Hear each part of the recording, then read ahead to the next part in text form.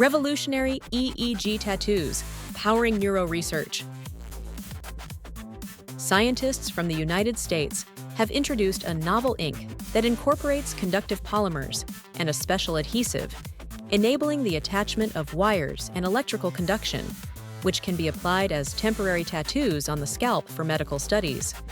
This innovative approach serves as an alternative to conventional electroencephalography, EEG. Traditional EEG, while effective, requires precise electrode placement and can be uncomfortable for the patient. The technique, developed by researchers at the University of Texas at Austin, starts with a scan of the patient's head to produce a precise model conforming to their skull's shape. The ink, which includes safe-for-skin conductive polymers, PEDT, and sodium polystyrene sulfonate, is applied next.